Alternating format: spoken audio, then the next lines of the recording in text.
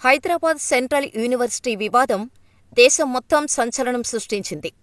ఎంతలా అంటే సుప్రీంకోర్టే సుమోటోగా విచారణ చేసేంతగా. అసలు ఈ భూమి విషయం ఏందో ఒకసారి తెలుసుకుందాం.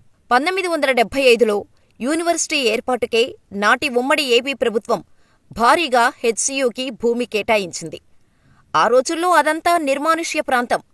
కనీసం మనుషులు కూడా కనిపించేవారు కాదు. అయితే వేలెకరాలు ఇచ్చింది కాని భూ బదలాయింపు చేయలేదు. యూనివర్సిటీ అధికారులు కూడా అడగలేదు. ఎందుకంటే ప్రభుత్వ సంస్థే కదా అనుకున్నారు. అయితే రాను రాను సిటీ పెరిగింది.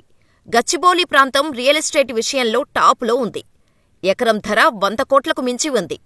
ఇప్పుడున్న హెచ్సీయూ భూములైతే 1000 కోట్లు పలికినా ఆశ్చర్యం లేదు.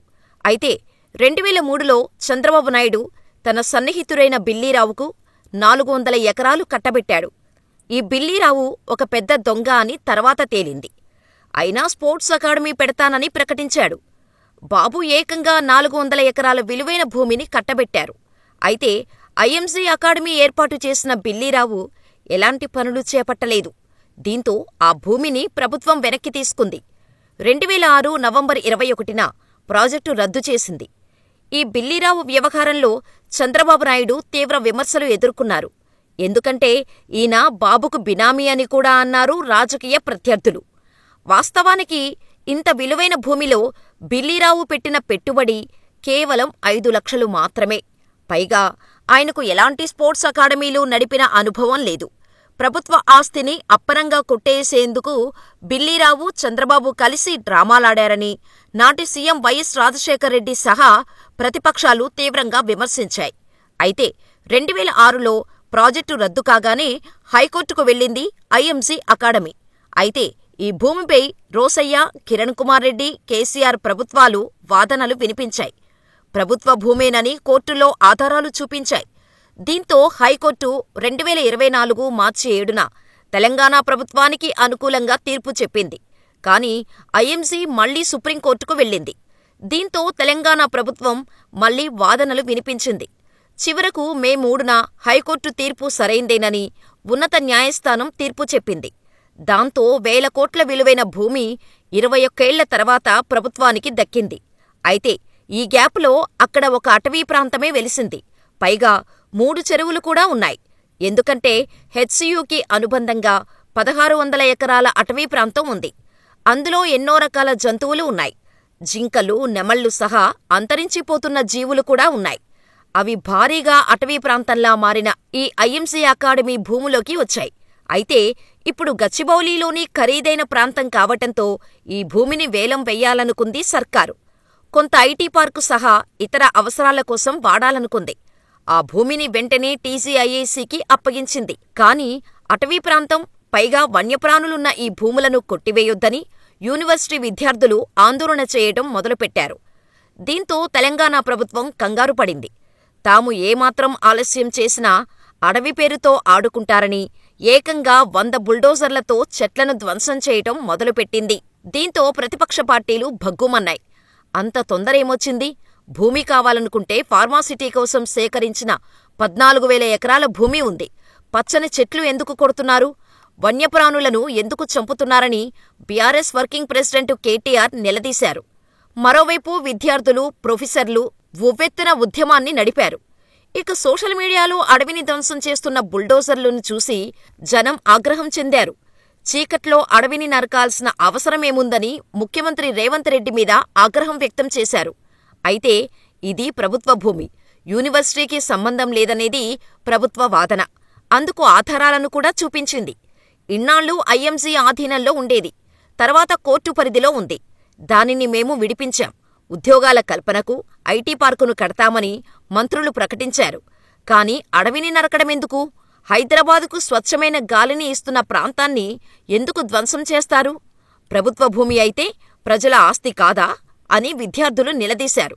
యూనివర్సిటీలో ఉద్యమం ఉధృతంగా మారటంతో పోలీసుల అత్యుత్సాహం మరింత ఆజ్యం పోసింది. విద్యార్థులను హేయంగా కొట్టడం వీడియోలో చూసి దేశం మొత్తం ఆగ్రహం వ్యక్తం చేసింది. చివరకు ప్రొఫెసర్లను కూడా కొట్టారనే వ్యాఖ్యలు దుమారం లేపాయి. మరోవైపు విచారణ జరుపుతున్నాం. అప్పటివరకు చెట్లను నరకొద్దని ఆదేశాలిచ్చింది.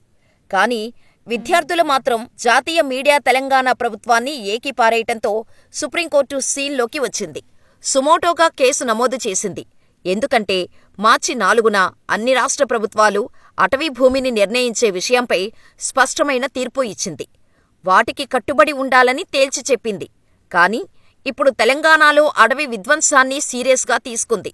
వెంటనే హైకోర్టు రిజిస్ట్రార్ని కంచగచ్చిబౌలి ప్రాంతానికి వెళ్లి అక్కడ అడవి ఉందా, వన్యప్రాణులు ఉన్నాయా, ఎంత ధ్వంసం చేశారో వెంటనే ప్రాథమిక రిపోర్టు ఇవ్వాలని ఆదేశించింది.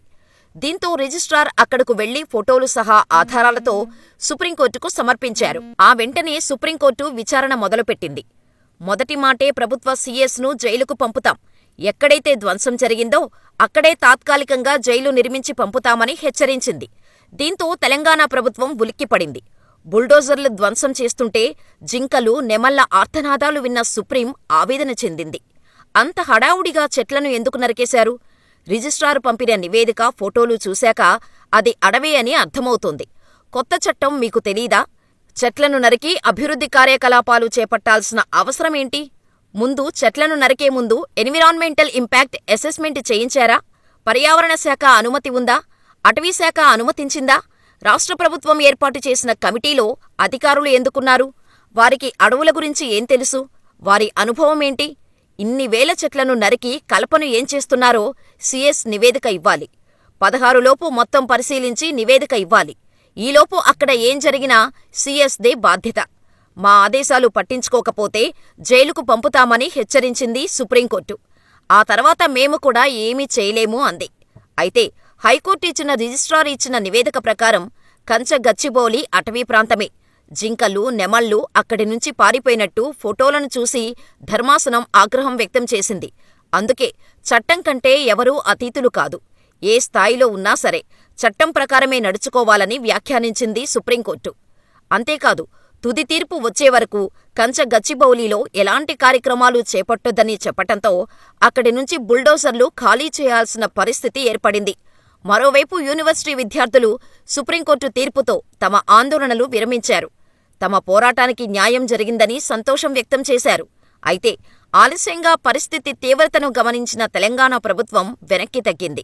మంత్రులు భట్టి, శ్రీధర్బాబు, పొంగులేటి ఆధ్వర్యంలో కమిటీ చేసింది. ఈ కమిటీ యూనివర్సిటీ ప్రొఫెసర్లు, విద్యార్థి సంఘాలు, మేధావులతో చర్చలు జరుపుతోంది.